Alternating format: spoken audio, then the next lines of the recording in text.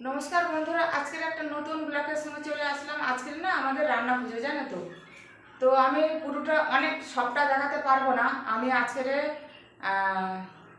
রান্নাটা পুজোটা করব, মানে রান্না বসাচ্ছি, কেমন করে বসাচ্ছি আমি হাঁড়ি সেটা আমি দেখাবো। আর কালকেরে আমার আজকে রান্না বান্না হয়ে যাবে, আর কালকেরে আমি সবটা মানে দেখি কতটা দেখাতে পারি। আজকের কিন্তু রান্না আর কালকের পান্তা, বুঝেছো। আমাদের রান্না পুজো আছে। আমি আমি কিন্তু ব্লগে ছেড়েছি, আমি 2 বছর না 3 বছর ছেড়েছি। আমার নতুন বন্ধুরা তারা তো জানে না, তারা দেখো আমার এবারে আমি দেখাচ্ছি। আমি দেখো স্নান হয়ে গেছে, একদম এসেছি সন্ধেবেলা। সারা রাত ধরে রান্না হবে, কিন্তু রান্নাটা দেখাতে পারবো না। আমি শুধু এখন ঠাকুরের ভাতটা করবো, সেটা আমি একটুখানি দেখাবো। আর তারপর বাদ বাকি কালকের আমি কী কী রান্না করেছি সেগুলো সব দেখাবো। ঠিক আছে, চলো আমার শুনে থাকো, সাথে থাকো, দেখতে থাকো, অনেক ভালো লাগবে। তো দেখো, এখানে আমি ঠাকুর এঁকে নিয়েছি মাটির হাঁড়ি। আমার মাটির হাঁড়ি করে ঠাকুরের ভাত হয়, কিন্তু আতপ চালের ভাত হয়। আর এখানে দেখো আমি সিঁদে সাজিয়ে নিয়েছি, আর সিঁদুর, আর এখানে ধূপ জ্বেলে নিয়েছি। আর আতপ চালের ভাত হয়, কিন্তু ঠাকুরের ভাতটা আতপ চালের হয়, তারপর বাদ বাকি যেসব চাল সিদ্ধ চালের হয়। তো আমি এবারে মানে ঠাকুরের ভাতটা এবার আমি জেলে দেব। দেখো কেমন করে নিয়েছি। আমাদের কিন্তু মাটির হাঁড়ি হয় ঠাকুরের ভাত। তো আমার নতুন বন্ধুদের অনুরোধ করবো সাবস্ক্রাইব করে দেওয়ার জন্য। আর আমার সঙ্গে থাকো। আমার আমার সাবস্ক্রাইব বন্ধুরা অনেক জানে, আমার যেসব আগের বন্ধুরা তারা জানে যে রান্না পুজো আছে আমার, কিন্তু আমার নতুন বন্ধুরা তারা তো জানে না, তোমরা তো জানো না। তো ওই জন্য বলি যে দেখি একটু, প্রথম পুরোটা দেখাতে পারলাম না, একটু একটু দেখাবো, একটু একটু তোমাদের সঙ্গে তুলে ধরবো। তো চলে এবার ঠাকুরের ভাত শুরু করবো, মানে বসিয়ে দেবে এবারে। তো দেখো, তোমাদেরকে বলেছিলাম যে আমি রান্না করে কালকে দেখাবো।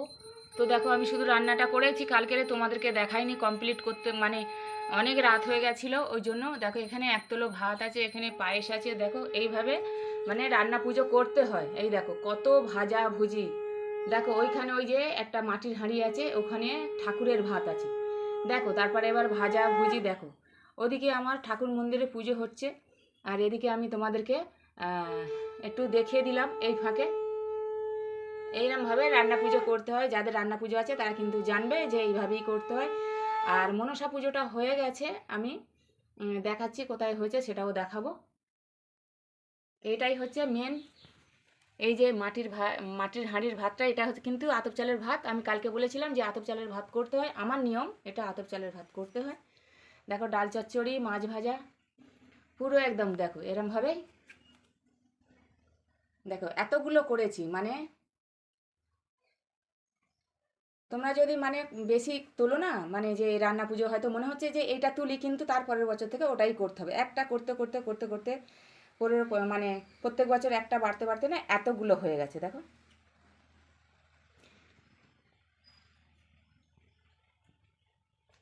এবারে দেখাবো। দেখো একতলো ভাত হয়েছে, এটা এটা সিদ্ধ চালের ভাত।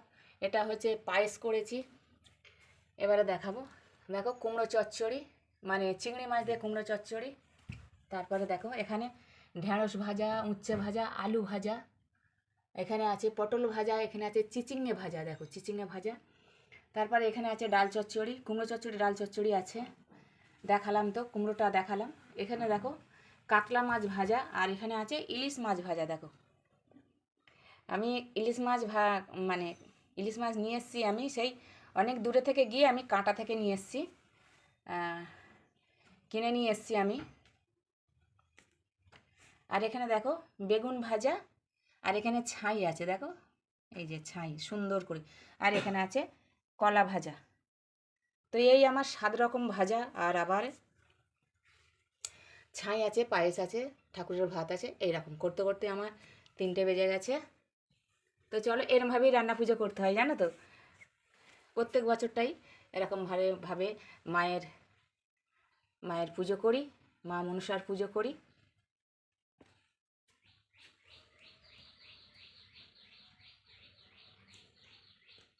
তো চলো এবার আমি দেখাবো পুজোটা কেমন করে মনসা পুজো হয়েছে, সেটা দেখাবো। তো দেখো আমি এই মানে গ্যাসে রান্না করেছি, গ্যাসটা কিন্তু উনুনে রান্না করেছি, ওই জন্যই উনুনটা পুজো করতে হবে। আর এইগুলো ছিট ছিট দিয়েছি, যারা রান্না পুজো আছে তারা সবাই জানো যে কেন দিয়েছি। এটা চাল বাটা দিতেই হয় এটা। তো দেখো ওখানে কালকের আগ সাজিয়েছিলাম, ধূপ জ্বলছে। আর এই যে মানে মা মনসাকে মানে মাকে ডাকা হয়েছে আর খেতে দেওয়া হয়েছে, কিন্তু এটা চালতা আছে আর এখানে আছে মানে একটা ওই যে তেঁতুল আছে আর লম্বা একটা মানে ওই যে কি বলে এই যে এটাকে কি বলে, এটা তেঁতুল, এটা চালতা, আর এটা আছে কচুর ডাঁটি, বুঝেছো? এরম করে মাকে মানে খেতে দাও। আর সমস্ত আমি যা কিছু করেছি সব কিন্তু মা মনসাকে মানে খেতে দিতে হবে, সমস্ত সব কিছু দেখো একদম সমস্ত সব কিছু খেতে দিতে হবে। আর এরমভাবে দেওয়া হয়েছে, আর কলা পাতাতে দেওয়া হয়েছে, আমাদের কলা পাতায় নিয়ম আছে। আর এখানে দেখো দুধ আর কলা পাকা দেওয়া হয়েছে। আর তারপরে মানে দেখো এইগুলো ছোট ছোট যে আছে, এই যে 5টা এই ছোট ছোট আছে দেখো, এগুলো ধরো আমার শাশুড়ি, আমার শ্বশুর, তারপর তার তার বাবা মা, তাদের নাম ধরে ধরে ডেকে খেতে দিতে হবে। এই দেখো, দেখেছো এখানে এই যে ছোট ছোটগুলো।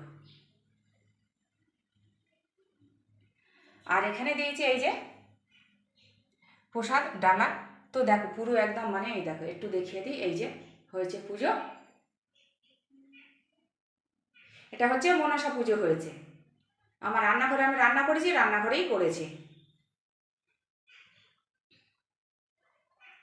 আর যে বড় হাঁড়িটা দেখালাম না যে ভাত হয়েছে, এটা সিদ্ধ চালের ভাত, ওটা কিন্তু লাস্টে হয়েছে বলে আমি জল দিইনি, কিন্তু ওটা জল দিতে হবে, জলেই পান্তা তো জলে ভাসিয়ে খেতে হবে, ওটা জল দিয়ে দেবো লাস্টে। ভাত গরম আছে বলে দিইনি আমি, কিন্তু ওটা জল দিতেই হবে, পান্তা মানে পান্তা, জল ভাসিয়ে জল ভাসানো করে খেতে হবে। আর এই যে চাল গুঁড়ো করে নিয়েছিলাম, এই যে ওখানে ছড়িয়ে দেওয়া হয়েছে। তো চলো আমার এবারে ঠাকুর ঘরে একটু পুজো হচ্ছে সেটা দেখিয়ে দেবো। তো আশা করি অনেক ভালো লাগবে। দেখো পুজোটা আমি পুরোটা রান্নাটা দেখাতে পারলাম না, তো এরকমভাবে দেখালাম। যাদের রান্না পুজো আছে তারা ঠিক মানে বুঝতে পেরে যাবে, আর যারা রান্না পুজো নেই তো দেখে নিও গোড়া থেকে, মানে স্কিপ করো না, দেখে নিও, তাহলে বুঝতে পেরে যাবে যে এরকমভাবে রান্না পুজো করতে হয়।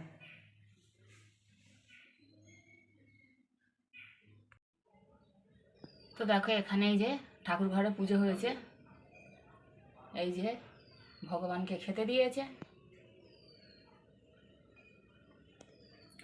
আর এদিকে এই যে বিশ্বকর্মা আছে।